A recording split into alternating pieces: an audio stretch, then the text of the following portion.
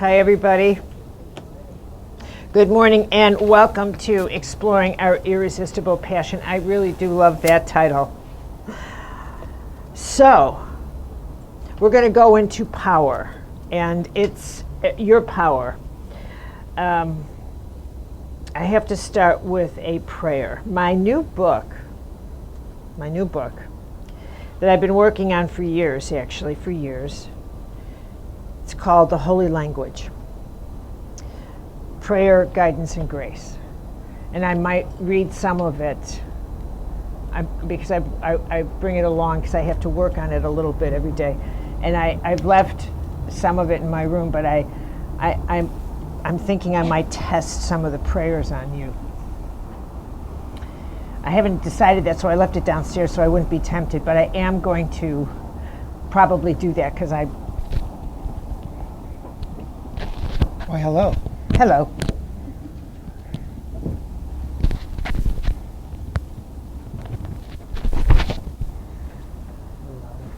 Louder, David. Louder? Yeah, you can talk a little louder. Okay. So it's my fault. So, at any rate, part of why I'm even writing this book has a great deal to do with why I want to do this workshop and this type of workshop. And this book was a long time in coming, and I actually have, still louder? Still louder? Wow. It's the traffic. You think something about the space? Wait a minute, what if I moved myself? We're good now. That's enough to do. Okay. That's about as good as we can get right now. Okay. Before it starts getting goofy. It's better. It's better. It's better? It's better? I like better. Okay, better is good. Better is good. Okay, let me get, is this better? Yes. Is this better? See? Okay, so I'll come up here. All right, so let me explain. Yep. Part of, I actually have someone in the audience, Sue Helms, sitting there. You didn't meet, but Sue's been part of my life for years and years and years, and she's actually my gardener, and she's a magic gardener, and she became a magic friend. So Sue knows, she'll come through the garden and she'll say, how are you doing? And I'm working on that book. But this particular book is something I didn't want to write. And because I did not want to write a book on prayer ever, or go into this particular subject. But nothing else would work for me. And I've probably written 3,000 pages of other books that went nowhere. And I'm not kidding. And I want to share this, not because I like to, kind of show you the inside of a frustrating office, but because I'm going to talk to you about your journey of power, which is what it is. And I think there's so much about the mystical journey that is, for me, so phenomenal in that it is in our blood and in our bones. It's in the day of our life. It's in the grit of our life. It's in the it's in the anguish of our life, and it's in the triumph, and it's in the final letting go and finally saying, I'm going to do this. I don't want to do this, but I'm going to do this. And even in the agreement, it doesn't mean it's going to be easy. And why would this be so difficult for me? And maybe we'll talk about it, maybe not, but it's the point is that you're oftentimes directed to do what you just don't want to do. And even in discovering why you don't want to do it, there is a treasure and an anguish. And this is the nature of what I have come to understand as the divine. Now, when we talk about power, and it's the only, to me, I want to repeat that power is the fundamental ingredient of life. And one of the jewels in your pocket now is that I want you to see your life and everything in your life, every experience in your life, everything about your life as a power negotiation. every word you use, every attitude you have, is this going to disempower me? Am I doing something to disempower another? Is this disempowering my health? Is this disempowering the whole? Am I afraid to empower this person? Even a compassionate thought disempowers. Do I need to have a horrible thought about this group of people to disempower them from a better life here? Everything you do is a power negotiation. Everything you wear. I went, Beth and Janet in the back are two of my closest friends, are like my sisters. And we have adventures. And one of the adventures that Beth and I often do in London is go to this Fortnum and Mason, and they have a place, where they sell vintage la-di-da clothes. And they sell fascinators. Now Beth and Janet can wear fascinators because God gave them real hair, but me, right? And I'm recovering from the world's worst haircut. I don't know, but there it is. But anyway, we go and Beth can wear these fascinators. And I was with a friend and I put one on with what do you call that? A pheasant feather. And she said, "Oh yes, that's you." And I just looked at her, right? But there was a dress there that was one of those dresses that you could dream about wearing, right? And I can put my body into something like that. And I put it on. Do you remember that, Beth? And it had all these jewels, huh? The pumpkin color. Yes, and it had all those jewels and all of these kind of gorgeous. And I stood there and I thought, I love this dress. And if I walked out on the street with it, if I went anywhere in it, everybody would say, "It's not Halloween." It's a set, but it was. But I don't have the archetype. Right. I don't have, and here's the operative word, I don't have the power. There's nothing in me that could empower me in that gorgeous, gorgeous, stunning, thousands of pound gown. That on me would disempower me. Even though it was a luscious piece of high fashion. But if you don't know your power, now Janet in that would not get out of the court. But I can't do that. I don't have that kind of goddess archetype.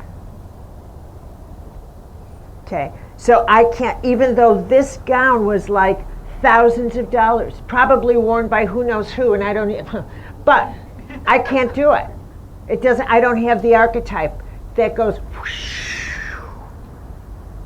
and animates it. Now it's really important to know this. It's important to know what power really is. So that when you think about, I have to take my power back, what are you talking about? From what? Who are you talking about? You want to walk up to someone and say, "Give me my power back." What are you talking about? You have to know your own power, period. You have to know you, where you belong and where you don't. What your lane is, and how to manage your lane so it becomes a highway. Nobody has your power. If you don't have it, no one else does. You've never animated it. You abdicate it. It's up to you to begin to understand what your power is. And it's never mattered until now. Because we've never lived in the era of invisible power until now in the way that we do. Now is what this era is all about. Is the era of our invisible anatomical system, our invisible nature, our quantum nature. So now it matters. So now you actually feel yourself hemorrhaging power. You actually feel it. Before the quantum age, before the nuclear age, before we were nuclear creatures, we didn't measure ourselves like this. We didn't think like this. We didn't have the vocabulary, the tools. We didn't live in that world. Power was physical. We measured it in stuff and in substance and in the class of people we were, and in aristocracy, and in our capacity to push people around and stomp on them. And now we're moving through. And shortly before that, even as recent as the late 1800s, people still, amazingly in Russia, where they still had serfs.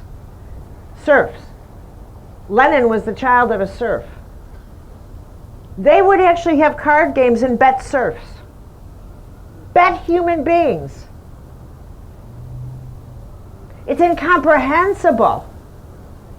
But that we are such primates. We are just a century away from being that type of creature, where that was acceptable, to bet human beings. I'll bet you 1,000 serfs on this poker game. And it meant nothing. It meant nothing. But that was an acceptable part, depending on where you lived. So let us not kid ourselves that we are that advanced. Can we agree on that? Yes. Let's not think that we've just, boy, have we made inroads. No, we haven't. No, we haven't. No, we haven't. No, we haven't. And in fact, what we're facing in our country is, look how easy it is for us to go backwards. Right. We're still making pipe bombs and whatever. I mean, it's astonishing. Oh, I say our country. I forget that I'm in Canada. I'm going south of here. Okay, so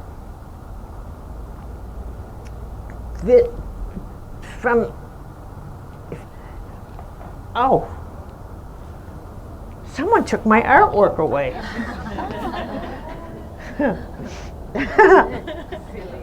Silly. Someone removed my artwork. Well, we'll fix that. Okay. Wow. Well, goodness me. Okay, in these pieces of these illustrations that most of you have seen before, those have not, you're in for a treat. But they're simple, but they work, and they illustrate points I want to make about you in power. And honestly, I learned so much from being a medical intuitive about what I didn't realize about us, which is we are really power creatures. We're invisible power creatures. When I started out, there's a reason why God maneuvers you to do things. Let me explain something here. Your ego chooses a life that you fantasize about. So it gets all the fantasies out. And your ego, the life your ego chooses is often the life that's filled with all your negativity, all your negative ambitions, as well as your fantasy ambitions, as well as, it's kind of like a garbage bag. It includes a lot of that stuff. The life your soul, the agenda your soul has, on the other hand, is the path that knows what your actual power is. And it's the kind of power your ego, if it knew, is turned off by, because it's very rarely glamorous.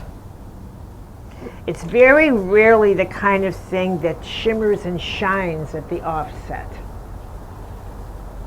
It's very rarely full of Tiffany diamonds in the beginning.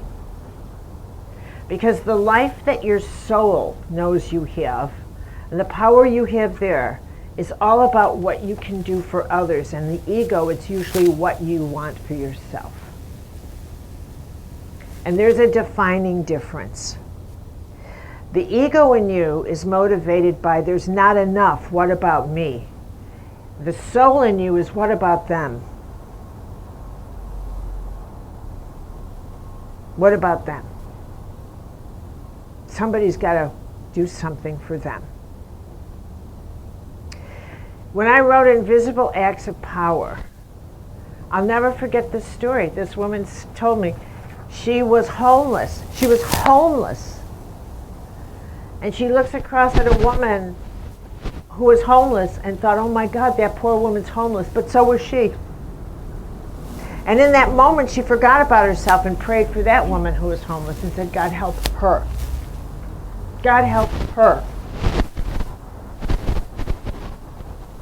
And a few minutes later, a priest came over to this woman praying for that woman and said, you look hungry.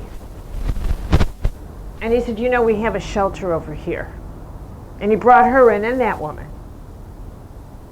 And he got to talking to her. Next thing you know, he said, you know, what skills do you have? She said, well, I could do a little typing, whatever. Next thing you know, she was the parish secretary.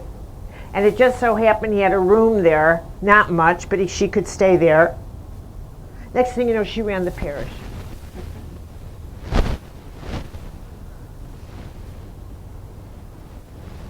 Okay? And the whole thing she prayed for. She forgot about herself, of the power of the soul. Like, this is that whole concept that it's very hard for the ego to grapple with that.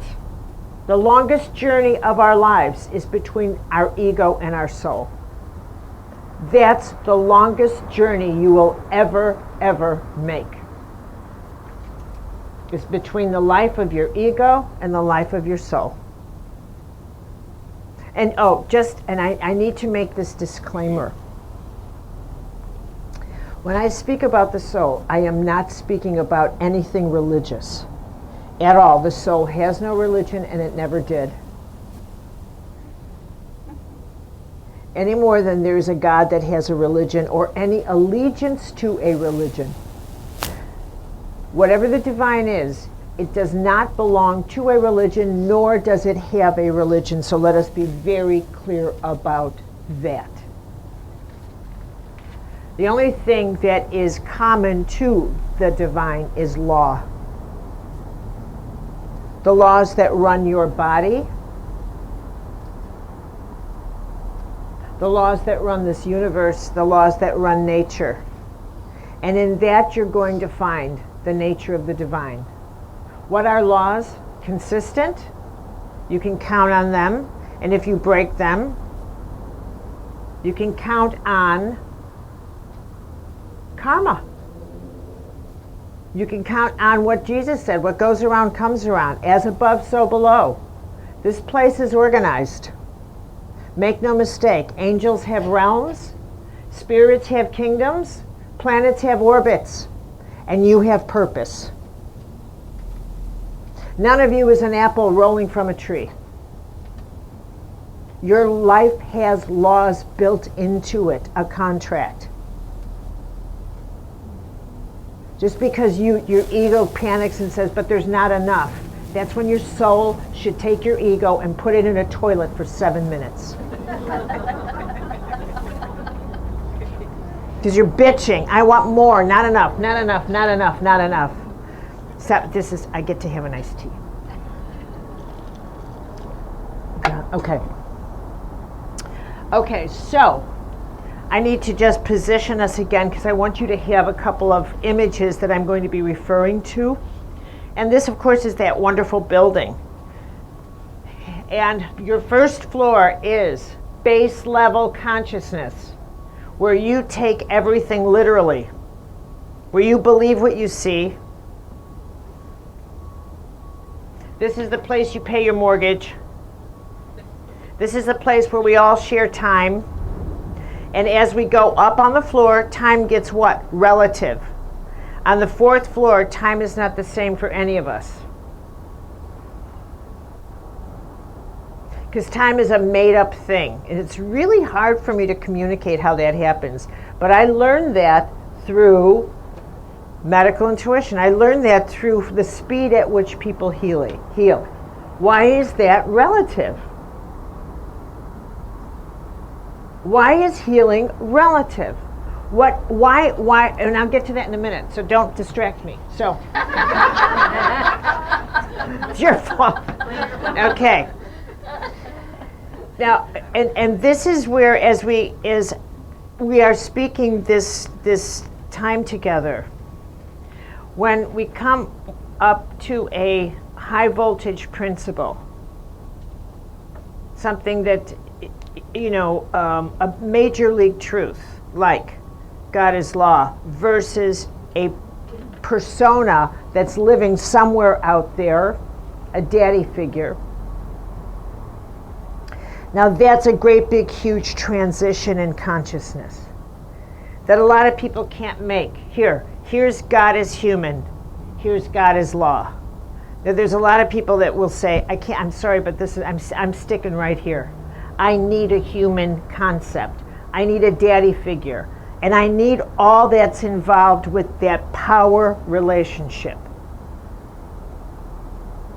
I need to think that when I'm disempowered, I can pray like a child. This is archetypal. And have a daddy swoop in. I need a parent-child relationship, which makes me feel that whatever I do wrong, daddy will make right. Now this archetypal relationship is very, very destructive,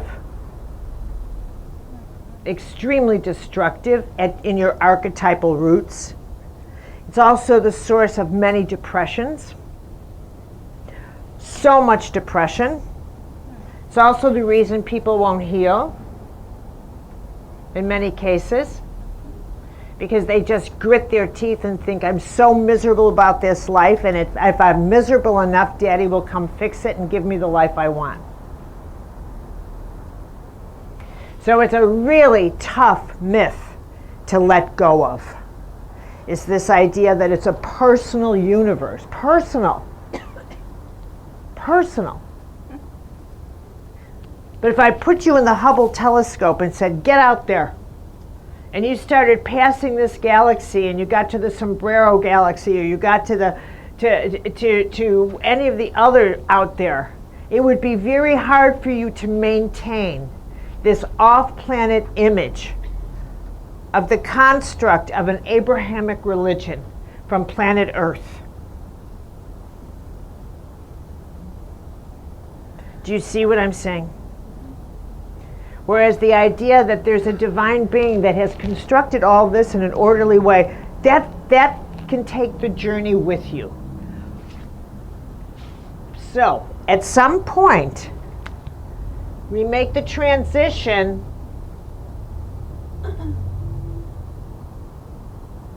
to impersonal power. From personal to impersonal, and that is huge. That is your major transition. That's going to be a major transition point where how a person manages your power is not about what you say to someone else. I'm going to get my power back. You have my power. You'll never get your power back that way. You just are always going to be angry and screaming and disempowered, because that works for you. You're a screaming person. You're a screaming, angry person, and your way of getting your power back is you'll show them, you will scream, and you will have tantrums, and you'll be difficult, and you'll have to complain. And this is your level of power. Loud, public. Loud and public. So that shift to realizing, I just want to punish others. I just want to make them know I'm suffering. I have an agenda here.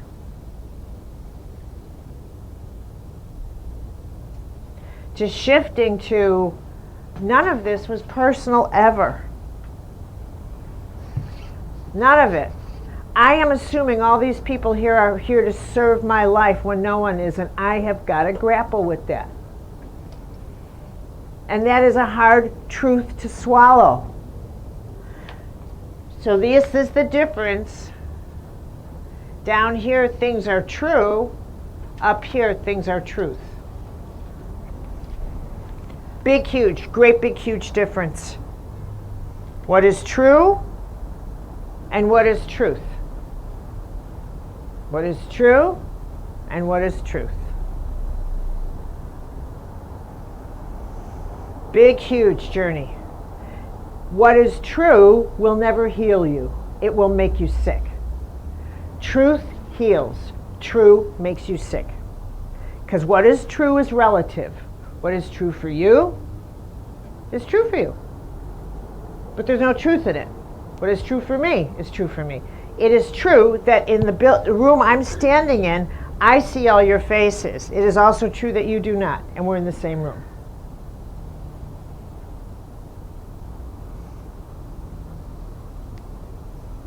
Everything is relative.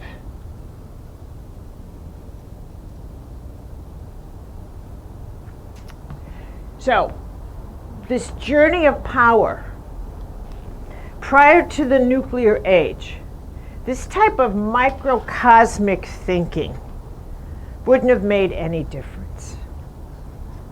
We wouldn't have even been able to comprehend it. Any more than if you said to someone in the 1920s, there's going to be a box on your desk someday, you could hit a button that says send and reach everybody in the universe in 1 second. And it's going to go through the air. It's going to hit this flying thing in the space. And then it's going to just communicate to everybody in the whole wide world. There's no way you could communicate that. There's no way you could prove it. There isn't even a way you could make it seem scientific, because the language wasn't invented. The concepts weren't invented. Our way of thinking wasn't invented. There was nothing about it. The groundwork, the foundation, nothing. Our wiring wasn't in place to even comprehend such a thing. We were all dense creatures here. Too dense.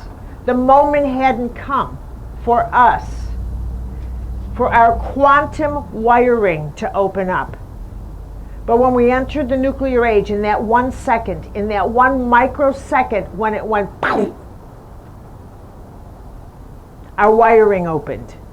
Instantly, the whole of humanity, we went, and we became energetic creatures. Just like that. The glass, that, what do we call that thing? Hourglass shifted. And we went to the other side. And now we have to understand the nature of our power anatomy. The anatomy of our power. Because this is really the sort, when I look at people who are experiencing, madness, they're experiencing all kinds of dysfunctions, their loss of power, their loss of energy, their loss of stamina, autism, all the many disorders that are happening now that did not happen pre-nuclear age. These are energy disorders.